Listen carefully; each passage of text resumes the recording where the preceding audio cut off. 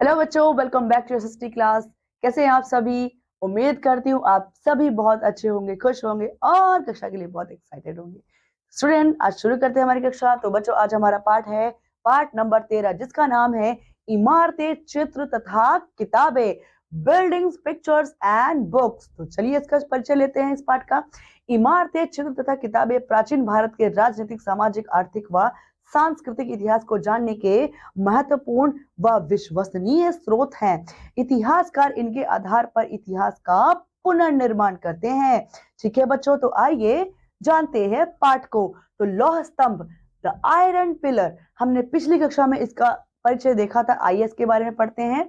यह लौह स्तंभ मेहरौली, दिल्ली में कुतुब मीनार परिसर में खड़ा है। यह भारतीय शिल्पकारों की कुशलता का एक अद्भुत नमूना है। इसकी ऊंचाई 7.2 मीटर तथा वजन 3 टन से भी अधिक है, क्योंकि बच्चों अंदर से पूरा ठोस है।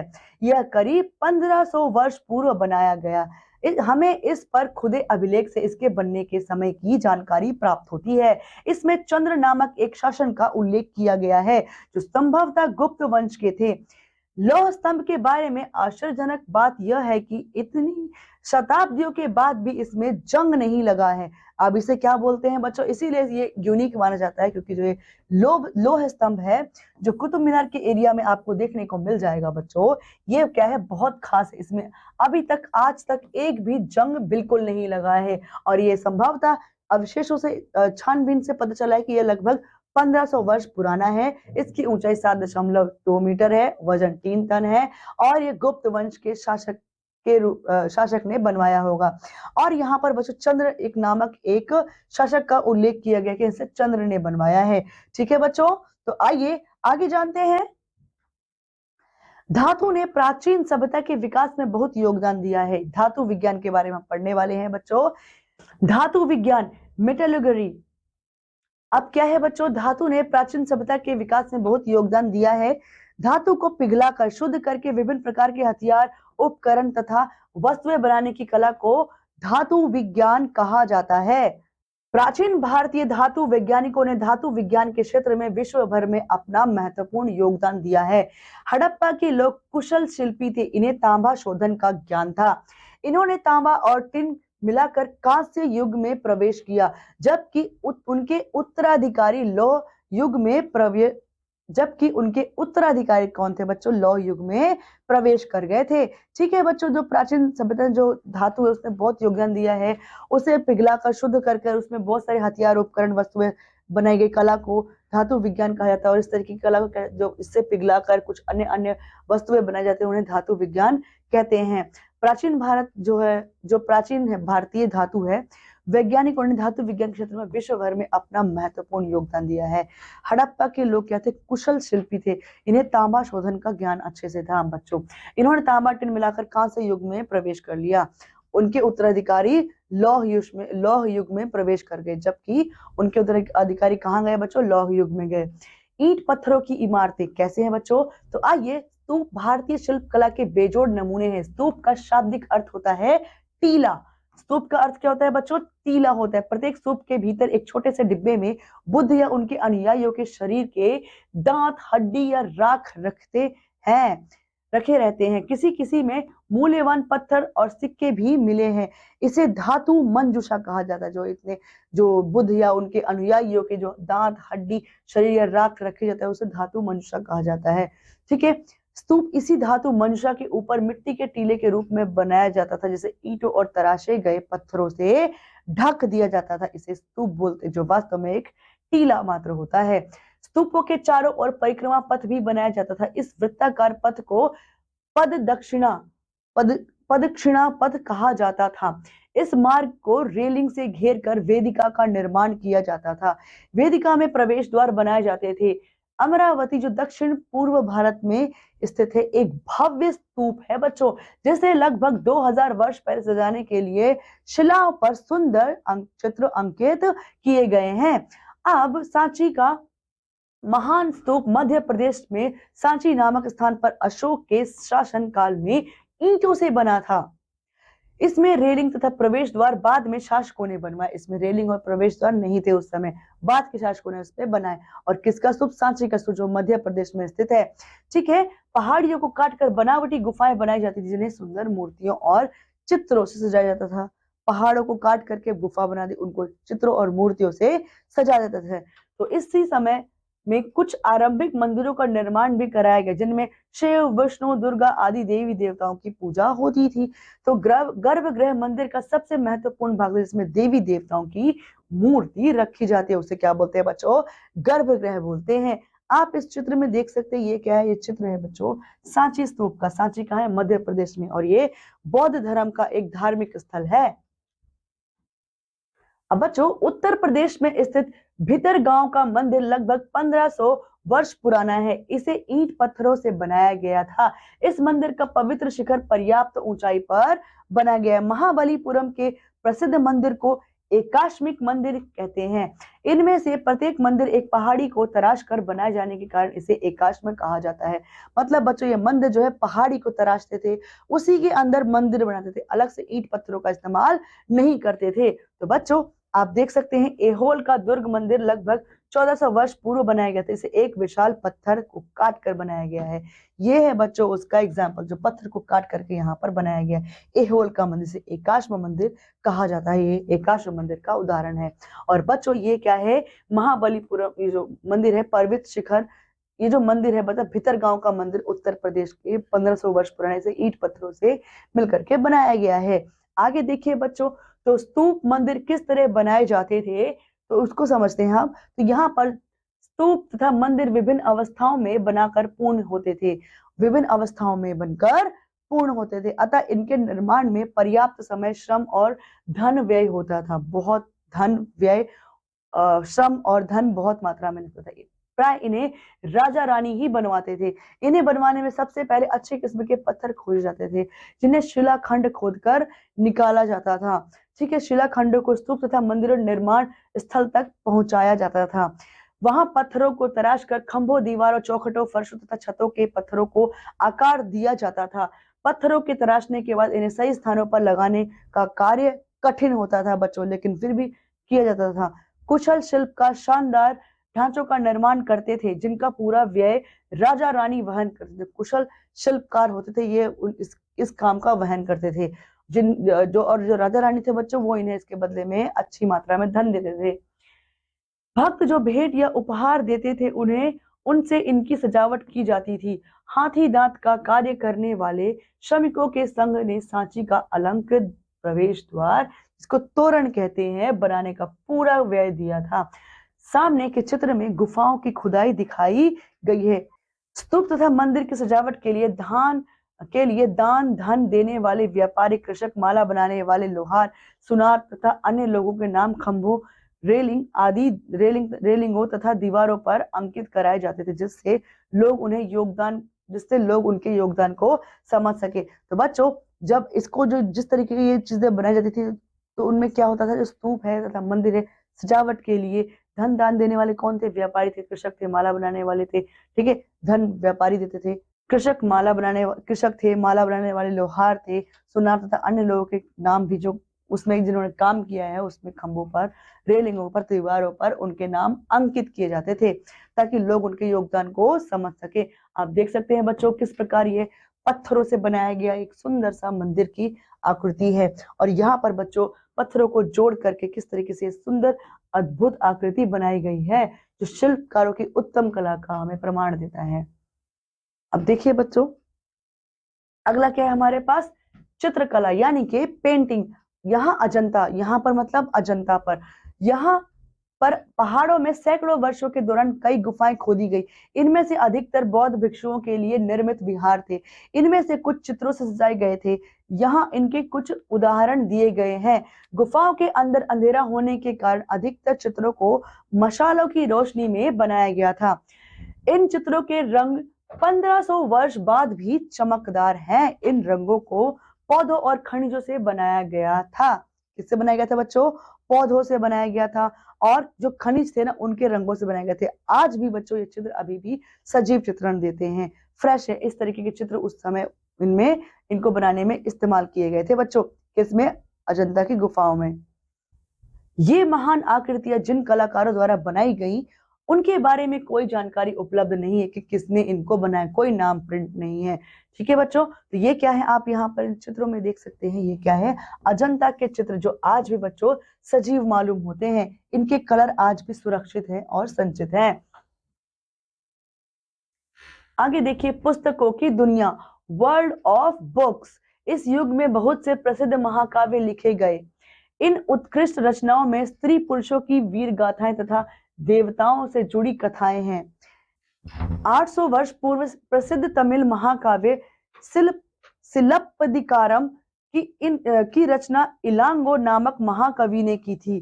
ठीक है बच्चों, किसने की थी? पुस्तकों की दुनिया में इस युग में जो प्रसिद्ध महाकाव्य लिखे गए थे, उत्कृष्ट रचनाओं में जो स्त्री पुरुषों की जो वीर गाथाएं, देवी देवताओं से जुड़े जो कथाएं हैं, वो 1800 वर्ष पूर्व जो तमिल महाकाव्य है सिलप्पदिकारम की रचना इलांगो ने जो की थी, नामक महाकवि थे, उन्होंने की थी।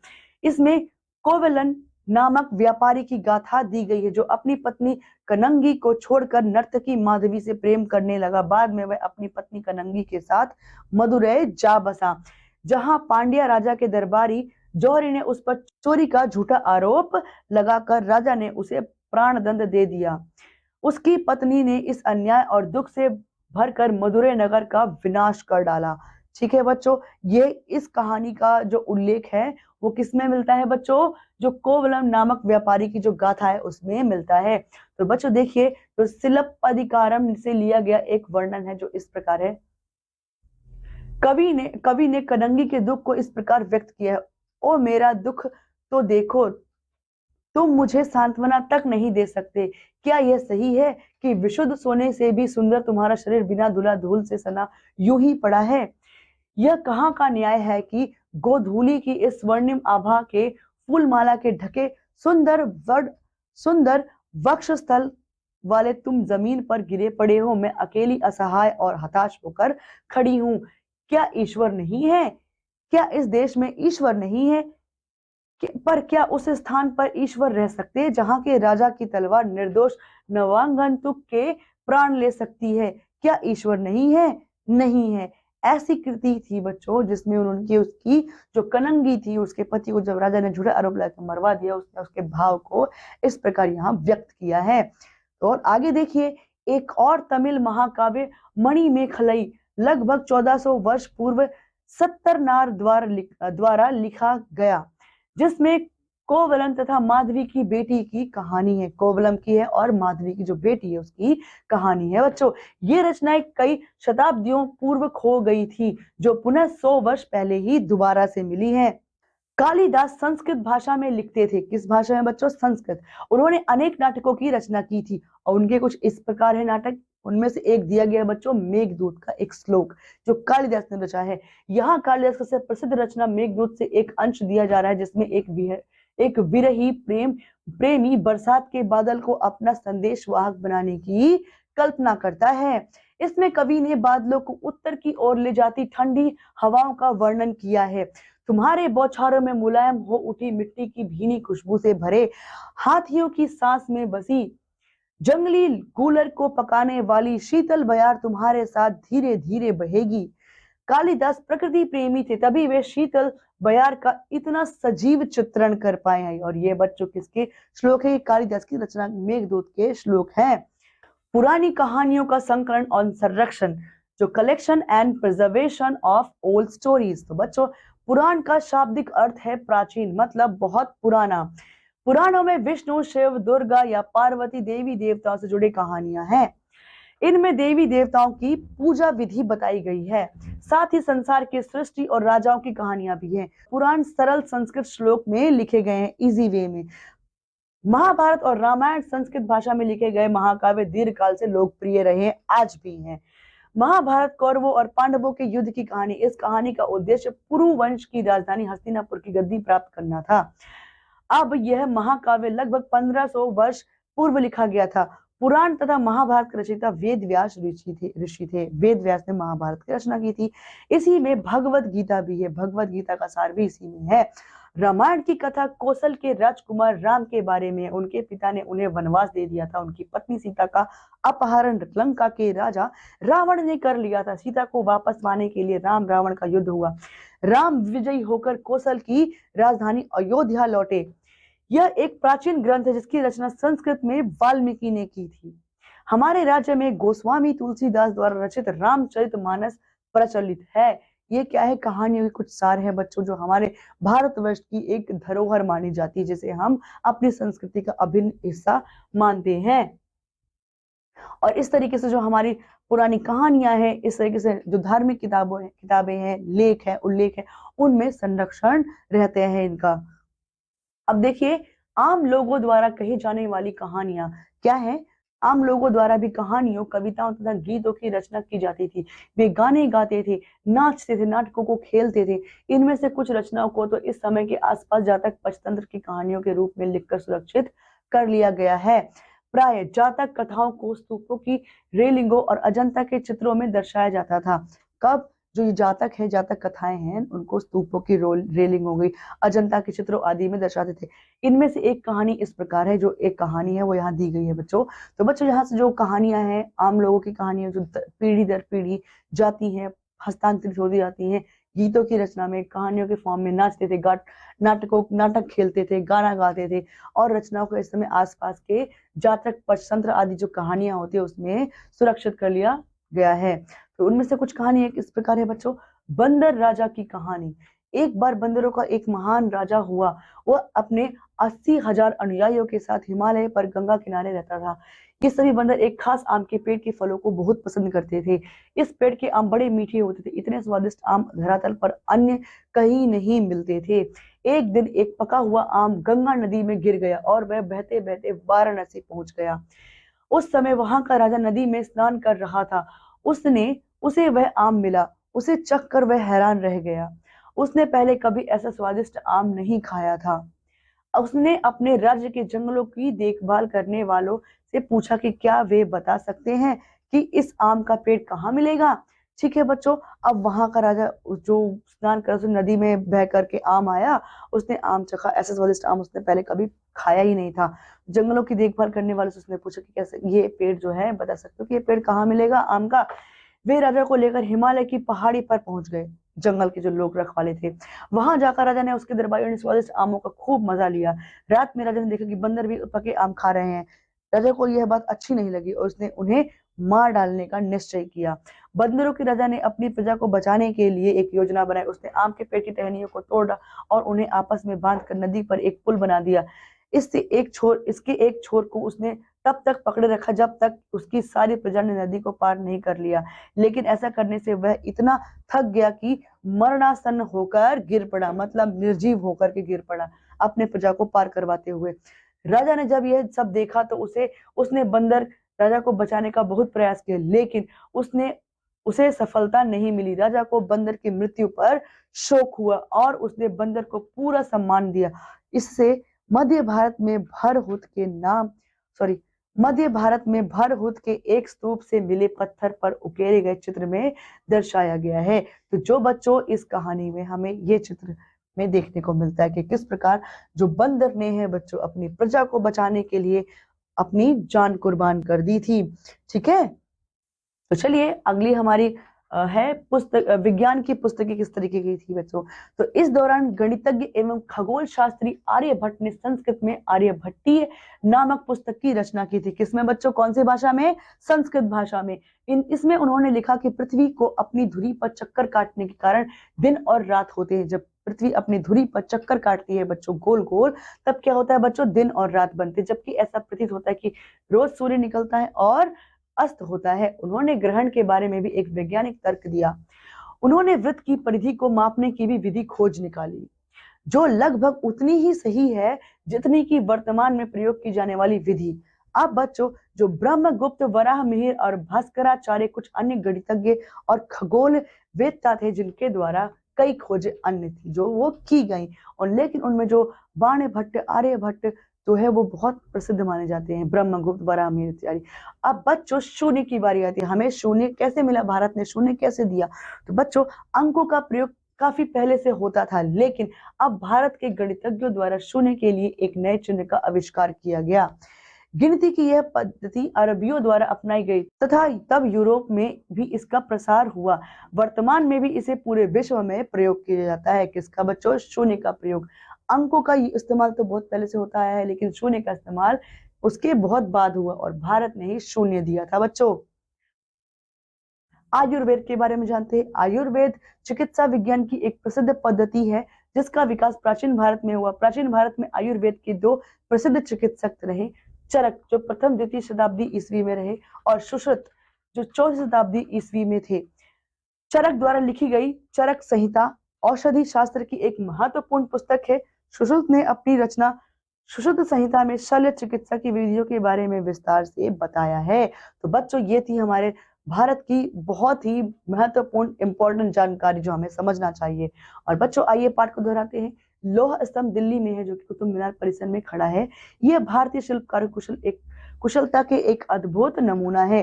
प्रत्येक स्तूप के भीतर छोटे से डिब्बे में बुद्ध या उनके अनुयायियों के शरीर के दांत, हड्डी या राख रखे रहते थे। कुशल शिल्पकार शानदार ढांचों का निर्माण करते थे जिनका पूरा व्यय राजा रानी वहन करते थे, पूरा खर्चा राजा रानी उठाते थे। 1800 वर्ष पूर्व प्रसिद्ध तमिल महाकाव्य सिलप्पदिकारम की रचना इलांगो नामक महाकवि ने की थी। महाभारत और रामायण संस्कृत भाषा में लिखे गए महाकाव्य दीर्घ काल से ही लोकप्रिय यानी कि बहुत ज्यादा पसंद किए जाते रहे हैं। आयुर्वेद चिकित्सा विज्ञान की एक प्रसिद्ध पद्धति जिसका विकास प्राचीन भारत में ही हुआ है। तो बच्चों इस पाठ में इतना ही, इस कक्षा में इतना ही बच्चों। उम्मीद करती हूँ आप सभी को यह पाठ बहुत अच्छे से समझ आया होगा और पूरी दुनिया में भारत का क्या योगदान है ये भी समझ पाए होंगे। तो बच्चों मैं मिलती हूँ अब आपसे अगली कक्षा में। तब तक के लिए बच्चों पढ़ते रहिए, खुश रहिए, आपका ध्यान रखिए। Bye bye.